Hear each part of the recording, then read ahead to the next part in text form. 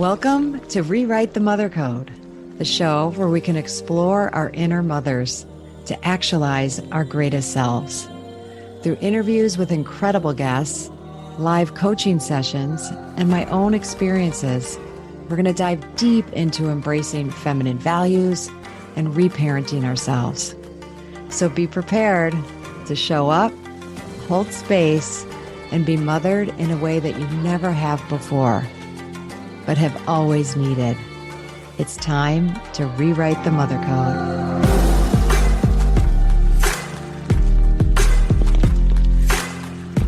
Hi, and welcome to this week's episode of Rewrite the Mother Code with me, Dr. Gertrude Lyons. I'm so excited to have Elizabeth back on. If this is your first time hearing an episode with Elizabeth Tuazon, we have been in a series of recordings. I think we started in June, I'm pretty sure, with the first one to be able to be with her, maybe May, June, through the end of her pregnancy, her last trimester, her birth, and now her post-birth. So I think this will be about our 6th episode. So I highly recommend listening to them in their entirety, because you get to this inside perspective, this right alongside, reality perspective of how Elizabeth's been rewriting her mother code, during this pivotal time. And, these times that are so wrought with so much emotion and choices and experience. And it's just been a privilege, a delight to be with her in it. And I keep learning. I am doing my own rewriting the mother code, just being with her on these episodes and what they've been stirring up for me. And I'm really hoping that you're feeling the same way. And I would love to hear your thoughts as you've listened to these episodes and what you're coming away with, and how, whether you have a child or not, or have been through this experience or thinking about going through this experience, what it's bringing to you. Because that's what's important, right? It's, of course, inspiring and beautiful to hear people sharing their stories, and especially when they're, breaking the mold and doing things that, may not be cultural or society or family norm, but they've chosen fully for themselves the experience that they want, and that they're generating and creating, and the ups and downs of that, and the ins and outs, and the wonder of it all, the emotions of it all. I've really been able to ride these waves with Elizabeth real time. Please reach out any way that you can, DMing me on Instagram at Dr. Gertrude Lyons, or go ahead and go to my website and send me a message at www.drgertrudelyons.com. If you're anything like Elizabeth, or you hear this and you're inspired and want to have a similar experience, set up a discovery call with me to hear what it would be like for you to go on this journey and what that might look like. And you may or may not decide to work with me. Obviously, I would love to have you work with me, but just even to explore a little bit for yourself what this rewriting the mother code journey is. You can do so, and you can do that again at my website. Under the work with me, there's ways to just set up for a 15-minute discovery call. And I invite you to do that. All right, here we go. Well, welcome, Elizabeth, to, I think this is number 6 in our series, something like that. I don't know. The only things I count lately are the time between feedings and the time between sleeping. So I don't know. Exactly. And that's all your mind needs to be thinking about number-wise. Well, welcome back. It's just, as I said before you got on, it's just been such a privilege and honor and delight to journey with you, through this raw, vulnerable, beautiful, sacred, everything time. So thank you for being here. Thanks for welcoming me back. You're welcome. Yeah. So just this is a number I'm going to ask for. How many weeks are you post birth? 6 weeks today. 6 weeks today. 6 weeks. Yeah. On Wednesday, I have my 6-week follow-up checkup. Yeah. I'm excited. I've been anticipating and looking forward to it. What are you excited about for it?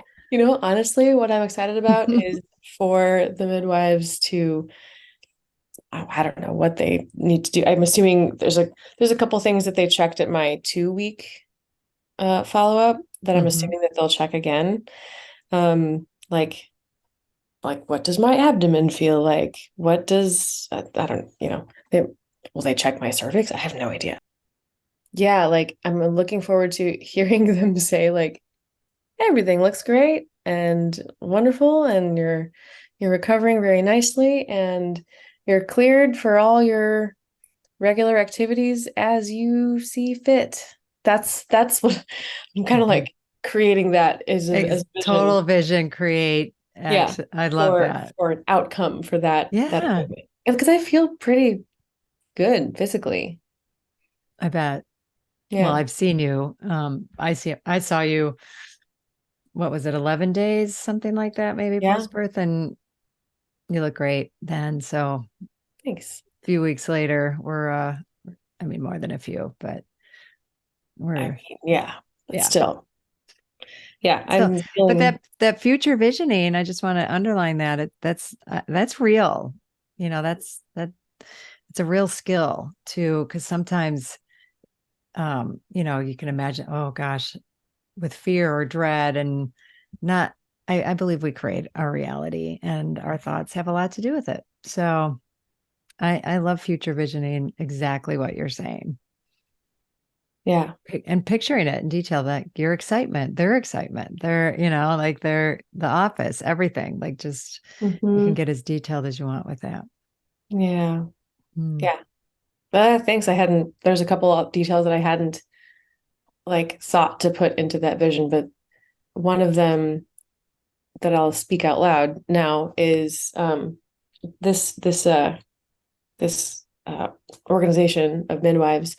They they have this thing that they've started. I don't know. It started a couple of years ago called Beads for Babies. And Oh. so they're like, they in your welcome packet, they like the very first thing that they showed to me was like the little half sheet. It was like beads for babies. And it's like, okay, at the end of our arrangement, you get a baby and we want a bead. And like of course I still pay them in real dollars, but Yes. also they're as like it's like their request for like a gift, for like a keepsake, is like a keepsake of a bead that we choose, something that's Meaningful. whatever we want it to be. And they have around the office, they have like strings of beads hanging as part of like a Mm. wildly different like styles and sizes and colors and shapes. And they point out it's like we don't we they deliver so many babies. They deliver so many babies, but like having a little keepsake is like one way that they kind of stay like mind, heart, spirit connected to the babies that they've delivered Mm. over time. So I'm That gonna is so beautiful. I we've love got the that. bead that we're gonna going to gift them, and I'm excited to tell them what it means to me and present it.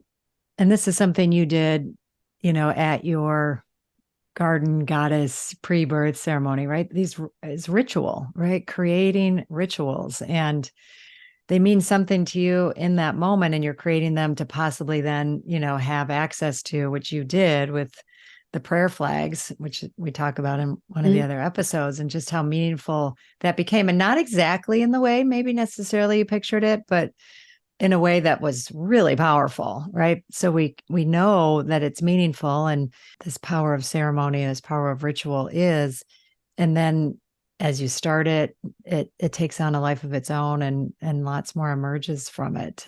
So I love this idea, and then sharing with them, and then they get to keep it. I had another idea as you were saying that, because this is something I started doing, is that when I started doing bridal blessings, Mm. is when the women are gathered, I have a selection of like 3 or 4 different kinds of crystals, right? And Mm. crystals all have different meanings, right? Like rose quartz is love and compassion, and some have security, protection, and a whole there's an array of them.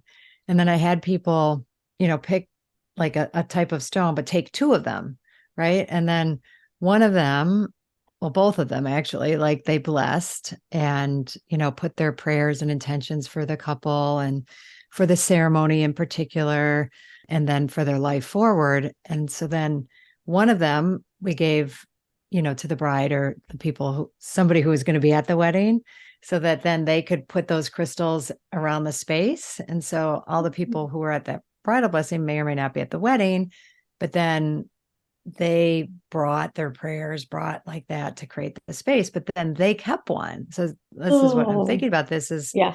they kept ones for themselves to then stay connected to that space and, hold that moment for themselves as well and what it meant to them. So That's very not sweet.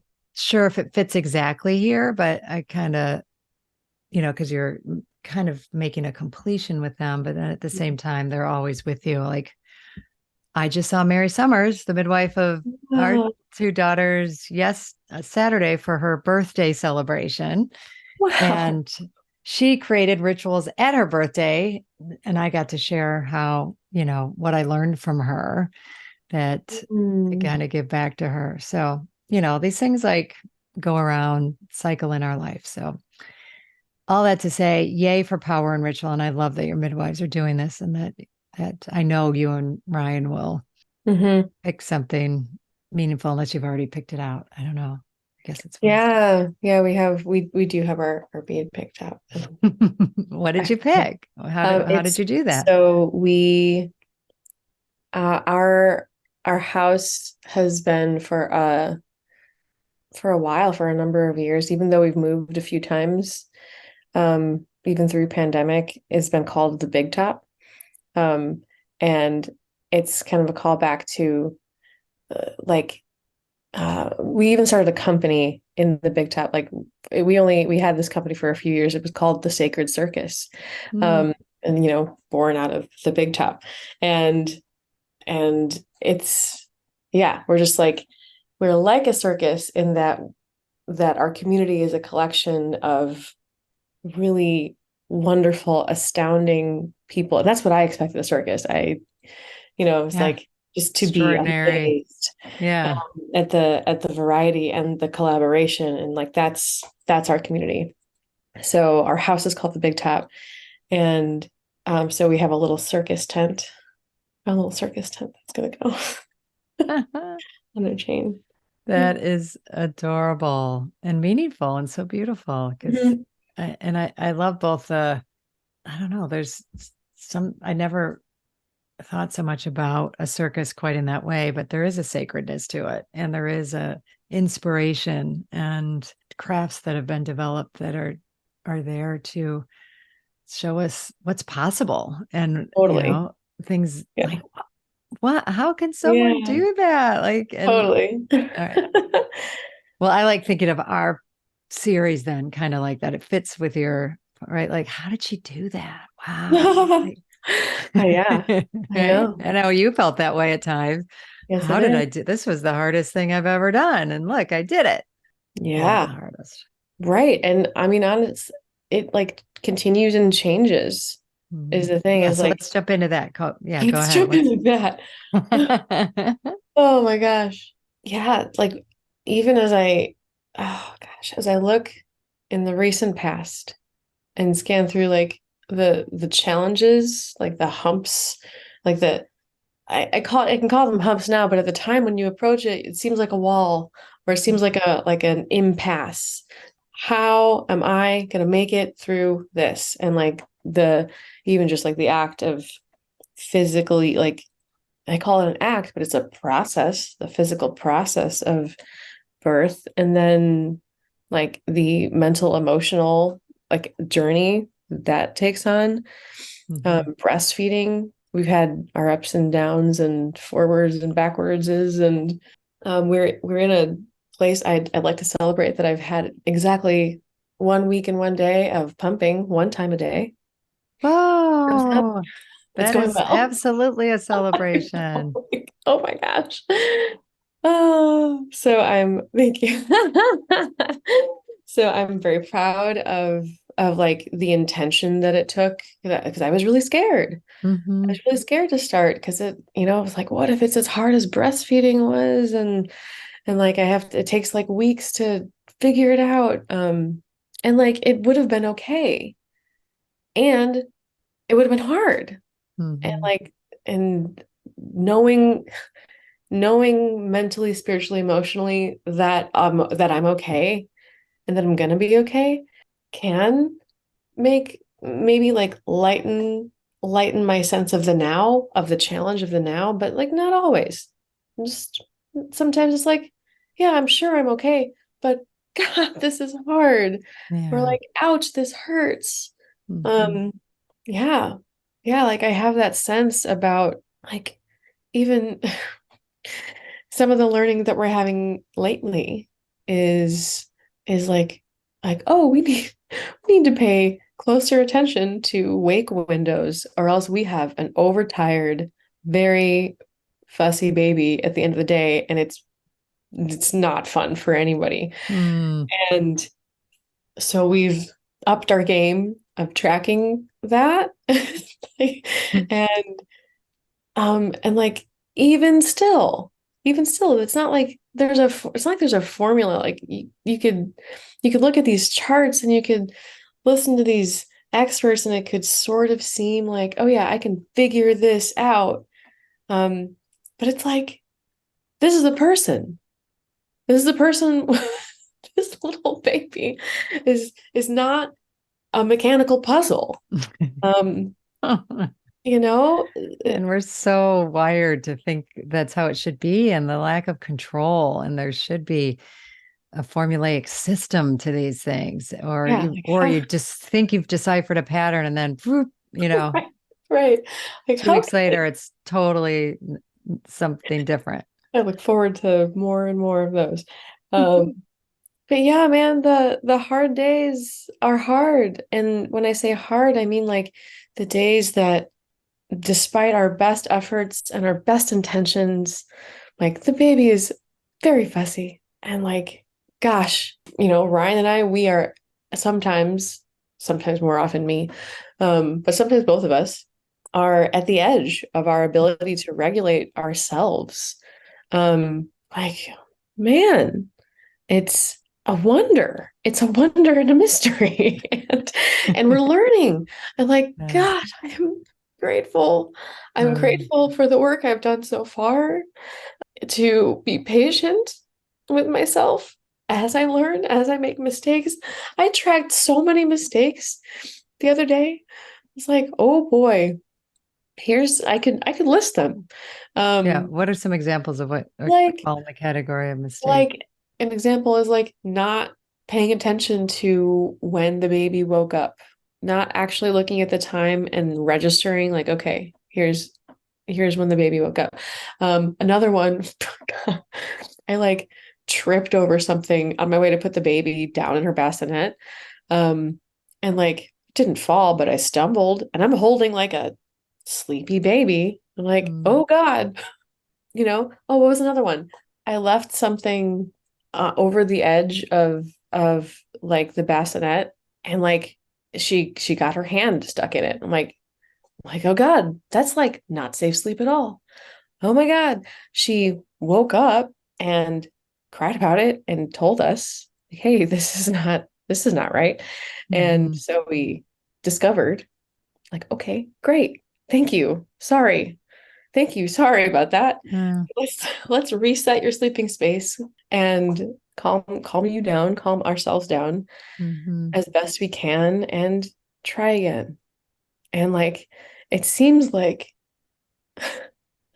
when I'm in the middle of it, like even just this morning, not about an hour ago, about an hour before I signed on here, I'm like, gosh, this baby should have been asleep by now. And like I already picked her up and soothed her twice.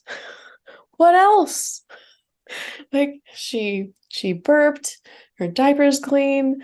What's the next thing? What's the next thing? And am I gonna get a break before I sign on here? And like it just seems like the stakes are so high Hmm. in some of those moments. And like I watched a little like an online class like reminding me that in order to co-regulate effectively, like I need to regulate my dang self. Like, Hmm. okay, I'm okay.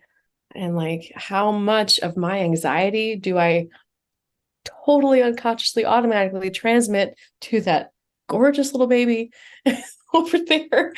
And oh, there's 1,000 things that I could say.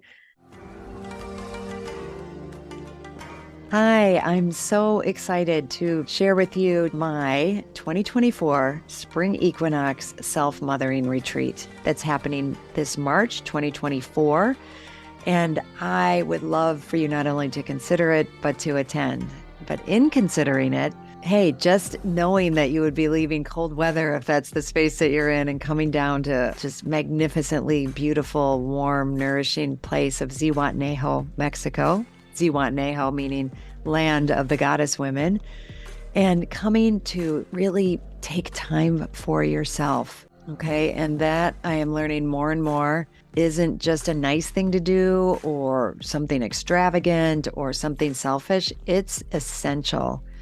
And I really want you to take it seriously, to consider, just think about what would it take for me to go. It's a 5.5-day retreat, getting from where you are, getting there, landing there, and then being in a space that is all about you. It's all about nourishing you. It's all about tuning into you, using everything around us, the nature, the food, the beautiful people, the rituals, ceremonies. I bring it, we really bring it. And we go deeper and deeper as the days go on, and we release, we let go, we bring in what is nourishing, what is empowering, what is that space of just really divine feminine energy. And we do it in the community of women. It's not for everyone. I will be honest, if the idea of leaving and not making it work, or it's just too hard, not for you. If the idea of, spending that amount of time inwardly focused and going to that level of self-awareness doesn't sound like something you're willing to do or put the time and energy into, then it's not for you. And it's good to know that, right? So this is for people who are serious about what it means to mother themselves, what it means to take time for ourselves, and that gift and what that gift can bring to us. It was originally right after my fall retreat. It filled right up. But now some people, it turns out, are not able to come. So I do have a handful of openings. And if you're listening to this and you're willing to take that step, please reach out to me. We can do a discovery call, or you can put a deposit down. I would love that. And you can do that by going to my website, www.drgertrudelyons.com. Go to events, and there you go. It'll all be there. There's a beautiful page there for you to explore. I look forward to hearing from you and then seeing you on my spring retreat.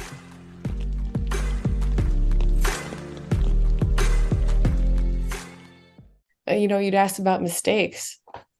Oh my God, we've learned about, starting really early with raising our child in a household of body neutrality. So de-emphasizing how beautiful we think she is. Not to say that she's not, because she's freaking gorgeous. I call her beautiful all the time. And all of her other qualities, she has many. Even though she has been in the world for 6 weeks, she has many other qualities that are astounding. I love her curiosity. I love her her intention and her tenacity. Gosh, I so appreciate lots of things about this little being. And the first thing I say, I notice it now, is my beautiful baby. Mm-hmm. And that, I have to be okay with that. I have to be okay with that. I'm going to decide to be okay with that. I'm just not going to have it be the only thing that I say or call her. Right. She is my beautiful baby. She is. And she's my tenacious fighter. And she's really intentional, determined being. And yeah. yes. And communicative and so many things. Well, thank you for that. And a couple things that I'm with. And the reason I said, go ahead and list some of your mistakes, because I wanted to filter out what you were labeling mistakes. I'm just noticing it's well, is stumbling and tripping a mistake? you and I think this is something, especially for a first time, new mom. It's like everything is new. Everything you're doing for the first time. You've never raised a tiny infant in a bassinet, so who knew that that was, like, so it's constant learning, and we know, that you can't learn without making mistakes. Oh my gosh, yeah. Like we can't learn, but we're going to hinder it if we're going to like try to do it without making mistakes, or that's what Right. we're measuring our success or our worth at is. Because yeah, we will feel like crap ola because this is a constant learning and big learning curves. And then even when if you decide to have a second one, it'll be a different being. So Different everything you baby. like thought, I know this territory. It's like, wait a sec, like That's what I hear. they're different. So we can't even count on that. It's not like 100% new. But anyway, you in this newness. And to me, it sounds like the game is more like that compassion that like, okay, what did I learn? Totally. What am Yeah. I learning? And I don't want to take away the word mistake like it's bad, but it's like I want to emphasize the learning. Just like, Yeah. we're going to call her beautiful, but beautiful means a lot of things, not just physical attributes, right? Like she's So true. beautiful in all the things that you said. She's Hmm. beautiful when she's wailing, crying, even I though, know. I have feelings, but if you stop and look at her like, yeah, she's still beautiful. I have feelings about her having all these strong feelings, but she sure is beautiful. And you start labeling like all a bigger range of what beautiful is too, right? Yeah. So then same for you. Remember, as we keep working on giving Right. ourselves what we're giving her, like, oh, like, Right. the beauty of you on this journey and how beautiful you are in this exploration. Yeah. Thanks for underlining that. Like one of the things that this is like a more than once a day thing is like naming what have we learned? What have we learned? And oh man, like the in recent days, like so many things I've learned from what I would have called a mistake. And like it seems like a mistake clearly in hindsight, but I didn't know at the time that it wasn't going to work, Yeah. um, or that it didn't have the outcome that I wanted. Like one of the early pumping mistakes. This is what I was nervous about. Again, Hmm. I wanted to get it right. I wanted to get it Right. perfectly the first time. Like, okay, how do I start pumping?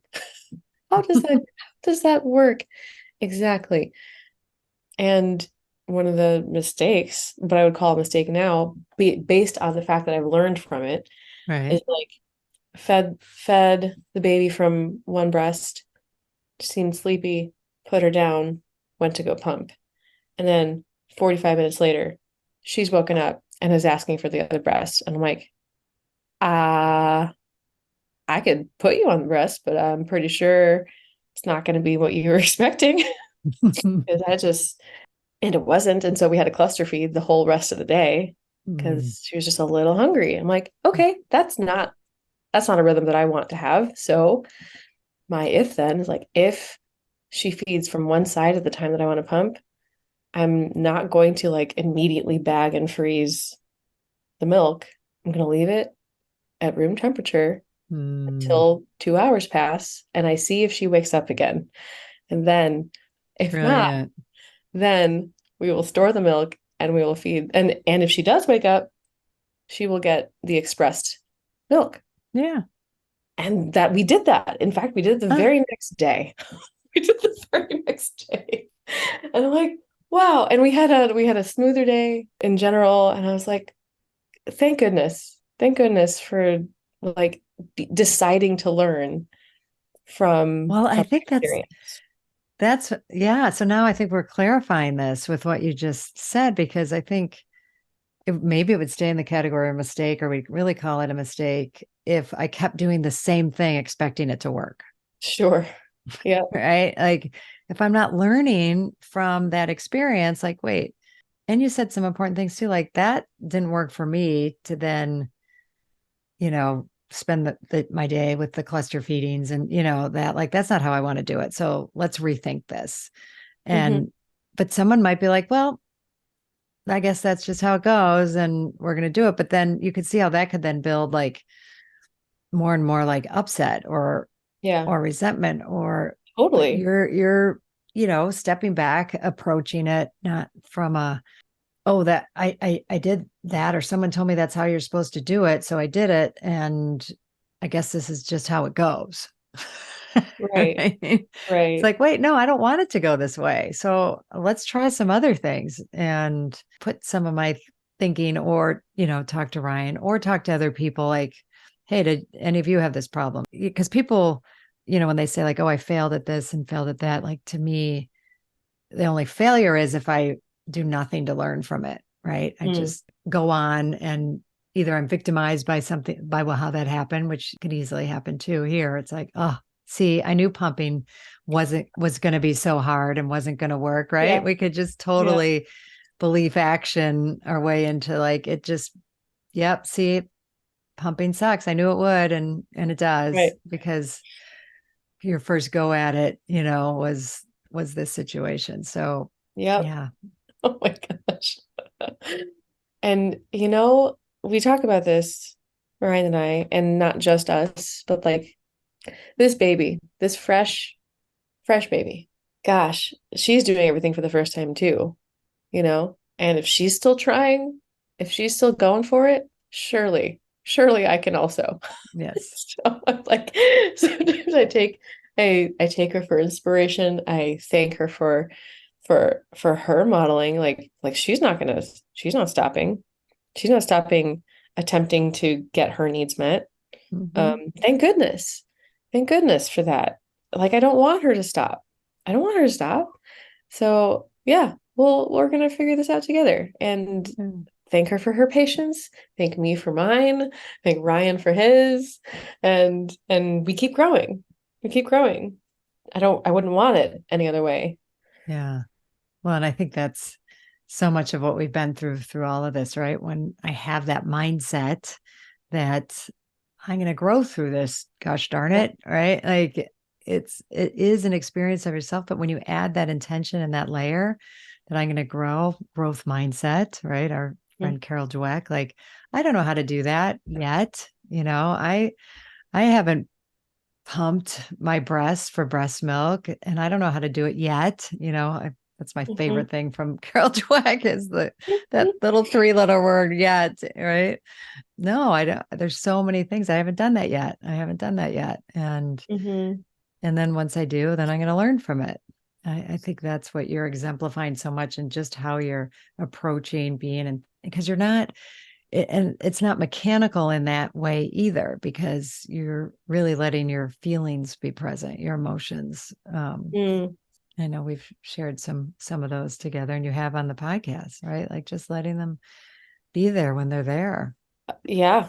I I learned this thing actually from this class this morning Mm. about co-regulation and like it's like a buzzword and or it's just like what I've learned like that's one of the functions that I as the adult serve for this infant is co-regulation and something I'd always just imagined that just meant helping her calm down because she can't calm herself down. That's like Mm. literally the meaning that I sort of assigned to it. Yeah, that would And was what I could see that, would make yeah, sense, right? and what this teacher said was like it also means like if they're at a heightened state, if they're at a heightened emotion, it means joining them. Like Love join that. join them in the urgency of like we've got to figure this out. Like they don't have this the skills, the tools, they don't have the literal body ability yet to meet their own needs so that like they are lending us their urgency and we join them like and Mm. we can leap into action and do the detective work to figure out what is needed here. And then once we're joined, once we've joined them in that emotion, then I can use my, usually it's my breath, but like my skills to like, okay, now we've satisfied the need and we are discovering all over again that we're okay. And like, really, it is a literal discovery again, because, Yeah. and it can only happen in the present moment. Like telling a baby, you're okay, telling myself in words, like, I'm okay, but not actually regulating my own nervous system. Right. It's empty. So all that to say, I've been reminded of the importance of like every direction and volume of emotion. Oh gosh. Yeah. What was the, oh gosh. Is that what- It was after dinner last night, I had a couple of friends stayed a little bit later while Ryan put the baby to sleep for her evening nap, and it was really kind of like her first bedtime. We have like three bedtimes, Mhm. overnight. And a couple of friends stayed late after dinner and we just shared really vulnerably. And I now have this lived experience of like my friends holding my hands while I cried and just Mm. like being with me while I shared what I was experiencing and like what has been challenging for me. Yeah. And it's like a sigh of relief. Like I'm so grateful. I'm so grateful to be held and cared for. Yeah. I can picture that and feel it with you, Elizabeth. And something that we talked about, actually not in the podcast, but I don't think I'm sharing anything like out of turn, but something that came up in our session was around the loneliness that you can feel, Yeah. as a new mom. So I'm connecting it to that because we don't live in community. We don't, we can Right. feel so alone and so isolated in our cozy little homes, even, when they feel good and you and Ryan are lovely, but when we don't have that immediate access. So I love picturing this, with Hmm. you and for you, like actually having contact and these two women on either side of you holding you as you expressed. Yeah. I have no, I'm just going to say this because I don't want to overthink it. But when I said that word expressed, I thought about breast milk and expressing, Wow. this expression. But that breast milk is nourishment. It is, this part of this cycle of life that your body produces. And we forget to think that our emotions are part of our physiology and part of our cleansing cycle, and just how important that is your expression. uh, Yeah. Yeah. your One of nourishment and oh yeah, go ahead. one of those same friends. I think this was like a different conversation entirely. Yeah, it was earlier in the week. And he was asking, like we were checking in with each other, and it was, I think it was either one of my hard days or right after one, Mm, and so that's what I was sharing. It was like just I was presencing like here's here's what being me has been like for me in the last day or two, and my friend thanked me for mm, and thanked me for sharing and like pointed out that he had an easier time being with me, like knowing how mm. hard of a time I've been having. And Uh, wow, gosh, yeah, yeah, how important is that to hear? Oh my gosh, that totally breaks a code of we should smile more. only smile, only share what's Only share the positive, good news. only share the good news. And oh my Mm. gosh, new motherhood is wonderful. It's so amazing. And, I have this healthy baby, and, the list goes on of all the like appropriate things. But it is, it's like we know and we sense those things, but we kind of are all complicit in this dance, this illusion, this spell of how it's supposed to be. And I love when we break through like this and he says something like that, that it accentuates it, or just like Yeah. It's very explicit. punctuates it, Yeah. explicit, like, wait, okay, I can be with you more now. I can support you. I know you. And this goes along with my expression is nourishment, because Yes. the relationship was nourished by your expression. Oh, I'm liking this. I'm liking this metaphor a lot. This is not planned. No, this is not, This is this is not flowing scripted. We from are flowing. the Yes, divine fountain here. from your expression. Yeah. Yeah. My next thought right away is remembering that, I saw someone who I haven't, I would call her a friendly acquaintance. Like not like a friend, not like a close friend, and Mhm. like friendly acquaintance from years ago. I saw something that she posted on social media, like reflecting on her journey through postpartum depression. Mm, And she shared really vulnerably about where she had been and where she was now. And I like my first impulse was to sympathetically weep because I was like, mhm, I see myself in what you're saying, mhm. and thank her for expressing.